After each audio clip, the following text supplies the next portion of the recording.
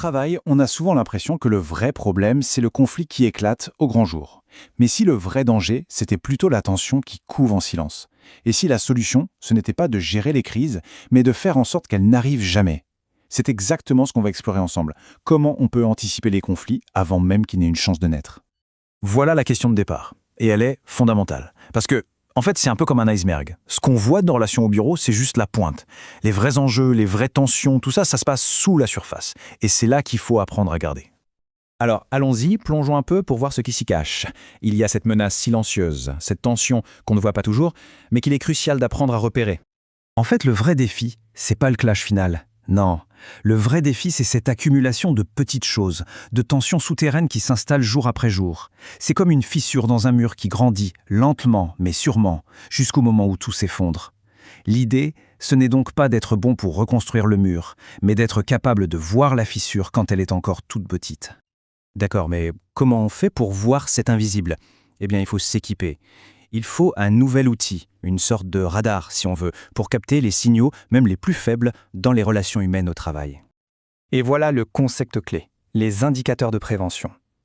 L'idée, au fond, elle est assez simple. C'est de passer du ressenti, du subjectif, à quelque chose de concret, d'objectif. On ne se base plus sur une simple intuition, mais sur des données qui rendent les tensions visibles, mesurables.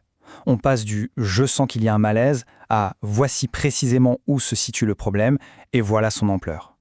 Et ça change complètement la perspective. On n'est plus en train de subir les événements, on se met à les piloter. On arrête de jouer au pompier qui passe son temps à éteindre les incendies. Non, on devient plutôt l'architecte qui conçoit un environnement de travail où les incendies ne se déclarent tout simplement pas. Ok, le concept est intéressant. Mais concrètement, comment on s'y prend? Comment est-ce qu'on arrive à lire ces fameux signaux avant qu'il ne soit trop tard? Eh bien, le point de départ, c'est un peu comme un check-up médical pour l'organisation. Il faut prendre le pouls très régulièrement. De quoi les équipes ont-elles réellement besoin? Est-ce que ces besoins sont satisfaits? C'est ce premier diagnostic qui va servir de base à tout le reste. Et pour faire ça, pas besoin de sortir l'artillerie lourde. Des choses assez simples fonctionnent très bien. Des questionnaires bien ciblés, des entretiens réguliers, des baromètres internes ou même simplement les retours qualitatifs des managers de terrain. Ce sont tous des moyens super efficaces pour collecter cette information qui est, en fait, cruciale. Mais alors là, attention, c'est un point absolument essentiel. Une seule mesure, une photo à un instant T, ça ne nous dit pas grand-chose. C'est comme regarder une seule image d'un film.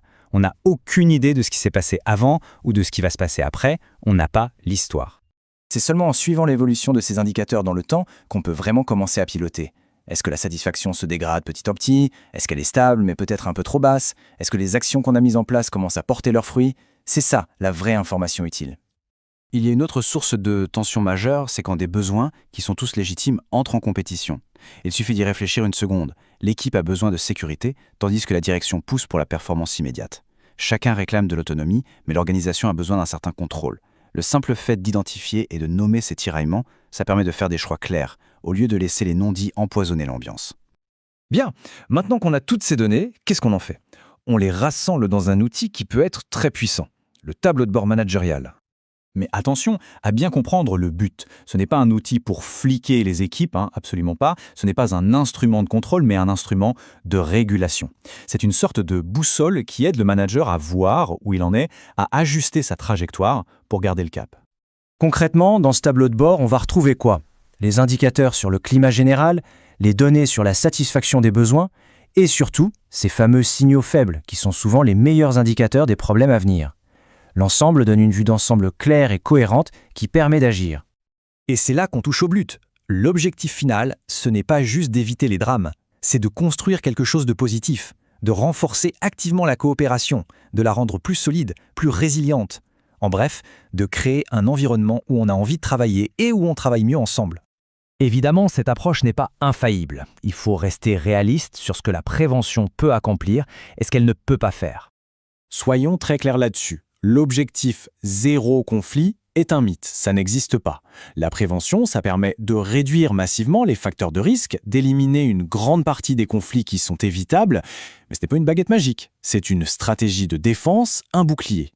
Et quand malgré tout le conflit éclate, eh bien les règles du jeu changent. On n'est plus dans l'anticipation, on passe en mode gestion de crise. Et là l'enjeu c'est autre chose, ça devient la compétence, la préparation et la posture de ceux qui vont devoir gérer la situation. Tout ça nous amène à une dernière réflexion, Une question qui, au fond, redéfinit un peu ce qu'est le leadership aujourd'hui. Et si la plus grande compétence d'un leader, ce n'était pas sa capacité à éteindre des incendies, mais plutôt son talent pour faire en sorte qu'ils ne se déclarent jamais.